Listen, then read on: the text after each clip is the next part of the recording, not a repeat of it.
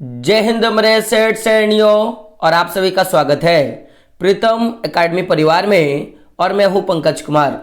तो आज के इस वीडियो पे बात करेंगे क्लास 11 का। जी हाँ दोस्तों, किसका बात करेंगे हम लोग? क्लास 11 के इकोनॉमिक्स पे बात करेंगे। और इकोनॉमिक्स का कौन सा चैप्टर है? तो पहला चैप्टर, वो चैप्टर क्या है? इंट्रोडक्शन यानी कि परिचय वाला चैप्टर है। और पूरे अगर मैं चैप्टर का नाम बात करूं तो परिचय अर्थशास्त्र की परिभाषा, ये आपका चैप्टर है। और इस चैप्टर के मोस्ट इंपॉर्टेंट एमसीक्यू पे हम लोग क्या करेंगे? डिस्कशन करेंगे, ताकि आपका जो बोर्ड एग्जाम आने वाला है माय डियर फ्रेंड, उस पर आपका अच्छा नंबर आ सके और आप फतेह हासिल कर सको। तो बात करेंगे क्वेश्चंस पे। तो उससे पहले अगर आप चैनल पर नए हो तो एक बार क्या करें, चैनल को सब्सक्राइब कर लें और बेल के आइकन क्या करें, जरूर प्रेस करें। देख सकते हो सबसे पहला क्वेश्चन है आपका और मोस्ट वीवीआई क्वेश्चन है इस चैप्टर का कि आधुनिक अर्थशास्त्र के पिता किसे कहा जाता है? और आपके ऑप्शंस क्या है? Keynes, Paul Samuelson, Adam Smith और अल्फ्रेड मार्शल। तो आधुनिक अर्थशास्त्र के पिता एडम स्मिथ को कहा जाता है, यानी कि ऑप्शन नंबर सी जो होगा वो करेक्ट हो जाएगा। बात करें अगले प्रश्न पर। तो अगला प्रश्न आपके स्क्रीन पर यह रहा कि अर्थशास्त्र एक आदर्श विज्ञान है, यह कथन किसने दिया था? कि अर्थशास्त्र एक आदर्श विज्ञान है, यह कथन किसने दिया था? और आपके ऑप्शंस क्या है? रॉबिन्सन, पिगू, है ना, विक्सटिटी और क्या है? सिगल्टर। तो इसका आंसर क्या हो जाएगा? पिगू, यानी कि ऑप्शन नंबर बी जो होगा वो सही हो जाएगा। बात करें अगले प्रश्न पर। अगला प्रश्न आपके स्क्रीन पर यह रहा कि अर्थशास्त्र के दुर्लभता संबंधित परिभाषा के प्रतिपादक निम्न में से कौन है?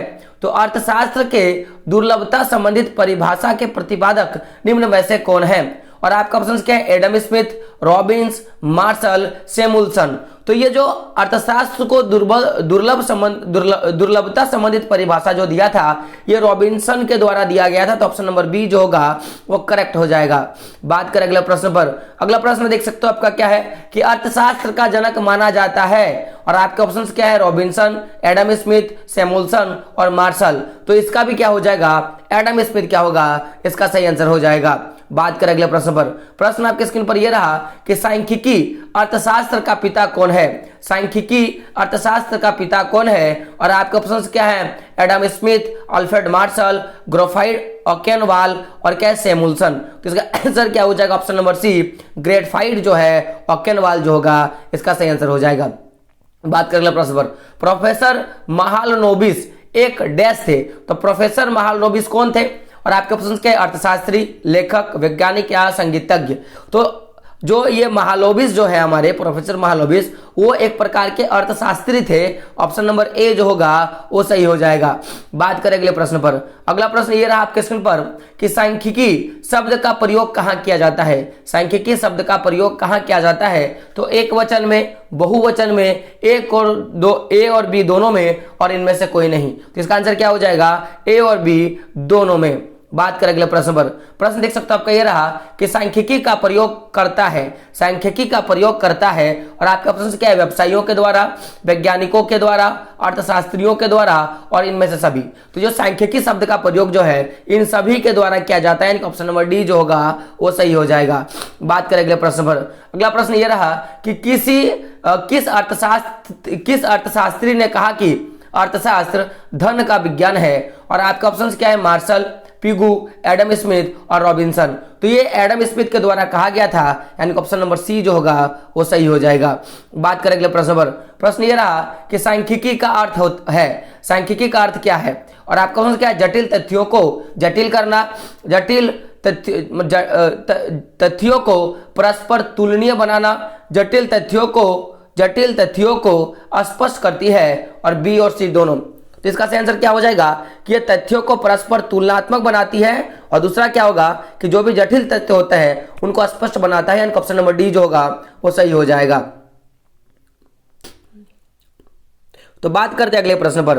अगला प्रश्न ये रहा, प्रश्न है आपका कि सांख्यिकी गणना का विज्ञान है, यह कथन किसने कहा है? कि सांख्यिकी जो है वो गणना का विज्ञान है, ये किसने कहा है? और आपके ऑप्शन क्या है? बाउले, किंग, है ना, मार्शल और क्या है? सेक्राइट। तो इसका आंसर क्या हो जाएगा? ऑप्शन नंबर ए, बाउले ने कहा था कि जो सांख्यिकी है वो एक्चुअली किसका विज्ञान है? तो गणना का विज्ञान है।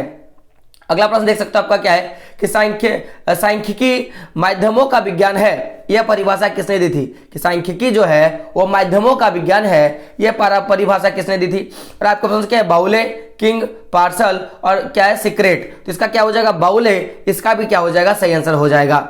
बात करें अगले प्रश्न पर। सांख्यिकी लागू होता है, सांख्यिकी लागू होता है और आपके ऑप्शन क्या है? कि केवल समक में, है ना, केवल सांख्यिकी विधिया में, ए और बी दोनों, और इनमें से कोई नहीं। तो इसका आंसर क्या हो जाएगा? ऑप्शन नंबर सी जो होगा वो सही हो जाएगा। अगला प्रश्न देख सकते हो आपका ये रहा कि अर्थशास्त्र विज्ञान एवं कला दोनों है, यह किसने कहा?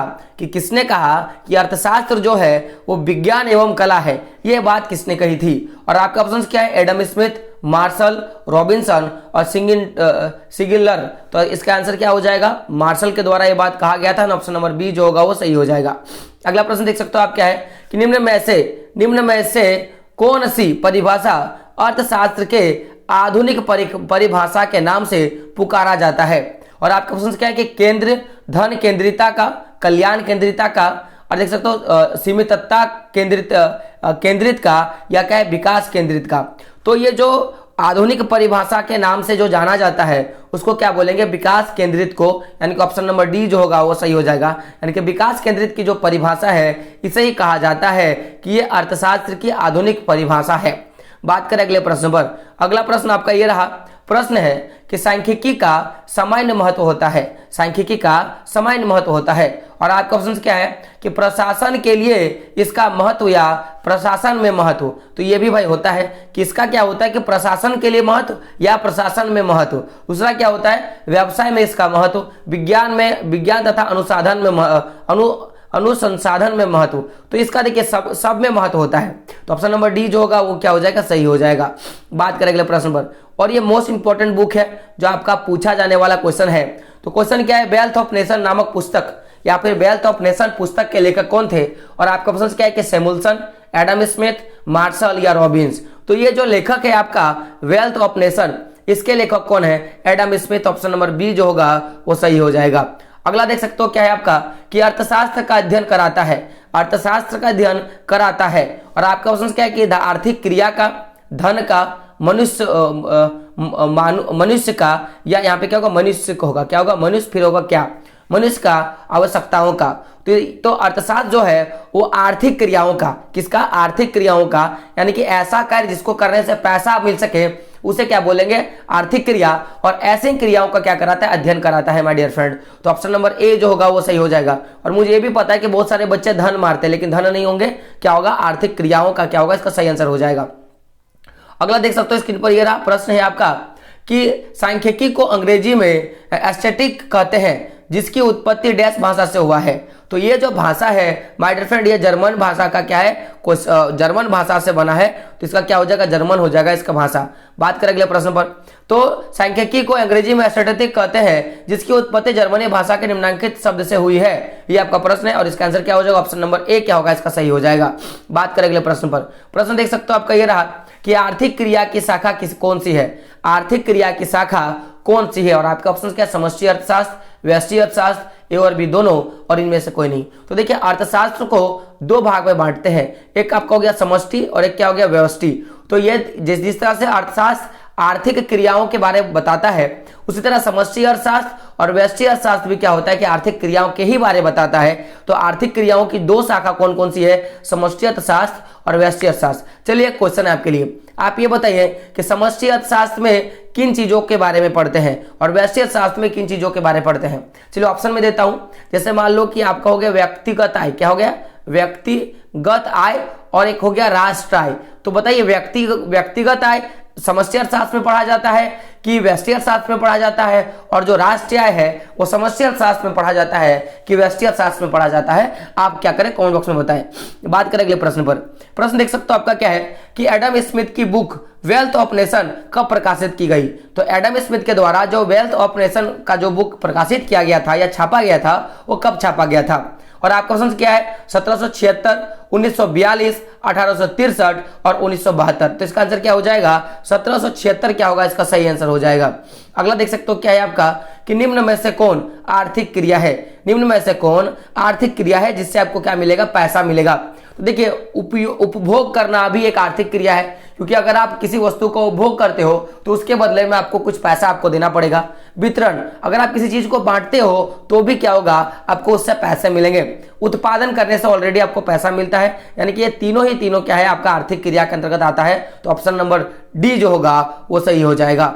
बात करें अगले प्रश्न पे। प्रश्न ये रहा आपका, प्रश्न है कि यह किसने कहा कि अर्थशास्त्र उद्देश्यों के बीच तथस्थमान है। यानी कि ये किसने कहा कि अर्थशास्त्र जो है वो उद्देश्यों के बीच तथस्थमान है। और आपका प्रश्न क्या है, एडम स्मिथ ने, मार्शल ने, पिगू ने और रॉबिन्स ने। तो इसका आंसर क्या हो जाएगा, मार्शल के द्वारा कहा गया कि अर्थशास्त्र उद्देश्यों का तथस्थमान है। बात करें अगले प्रश्न पर। प्रश्न ये रहा आपका कि यह कथन किसकी है, अर्थशास्त्र सीमित संसाधनों का विज्ञान है। यह किसने कहा कि अर्थशास्त्र जो है वो सीमित संसाधनों का विज्ञान है। और आपका प्रश्न क्या है, सैमुअल्सन के द्वारा, मार्शल के द्वारा, एडम स्मिथ के द्वारा और रॉबिन्स के द्वारा।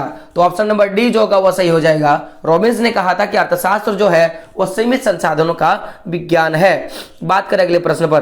तो अगला प्रश्न ये रहा आपका, और आज का अंतिम प्रश्न है कि अर्थशास्त्र की कल्याण संबंधी परिभाषा किस अर्थशास्त्री के द्वारा दी गई। अर्थशास्त्र की कल्याण संबंधी परिभाषा किस अर्थशास्त्री के द्वारा दी गई है। और आपका प्रश्न क्या है, रॉबिन्सन के द्वारा, जेके मेहता के द्वारा, मार्शल के द्वारा और सैमुअल्सन के द्वारा। तो अर्थशास्त्र की जो कल्याण संबंधी जो परिभाषा है माय डियर फ्रेंड, वो मार्शल के द्वारा दिया गया था, यानी कि ऑप्शन नंबर सी जो होगा वो सही हो जाएगा। तो इस तरह से जो भी इंपॉर्टेंट क्वेश्चन थे आपके, जो भी मोस्ट इंपॉर्टेंट क्वेश्चन थे वो हम लोगों ने करा दिया। अब आपका काम क्या है कि अगर आपको डेली अपडेट चाहिए, लेटेस्ट अपडेट चाहिए, पर डे आपको अपडेट चाहिए, तो हमारे चैनल को सब्सक्राइब करें। तो मैं आपको बता दूं कि कुल मिला के हमारे पास 3 चैनल है। आपका एक हो गया प्रीतम एकेडमी, जिसमें आपको न्यूज संबंधित वीडियो मिल जाता है। एक आपका प्रीतम एकेडमी 2, जिसमें आपको स्टडी मटेरियल के सारे चीजें आपको मिल जाती हैं। और एक है आपका पंकज कुमार का एक चैनल, जिसमें हम लोगों ने मोटिवेशनल थॉट या मोटिवेशनल वीडियो हम लोग उसमें डालते हैं। तो आपको क्या करना है, तीनों के तीनों चैनल को क्या करना है, सब्सक्राइब कर लेनी है। और तीनों का तीनों चैनल जो है वो आपको हमारे चैनल लिस्ट पे जब जाओगे यूट्यूब के थ्रू से, तो आपको वहां पे देखने के लिए मिल जाएगा। दोस्तों वीडियो पे नए हैं तो चैनल को सब्सक्राइब जरूर करें, और अगर पहली बार हो तो वीडियो को क्या करें, अपने दोस्तों तक शेयर करें, और अच्छा लगे तो वीडियो को लाइक जरूर करें। तो मिलते हैं अगले वीडियो में दोस्तों, तब तक के लिए जय हिंद, जय भारत और आपका दिन शुभ हो।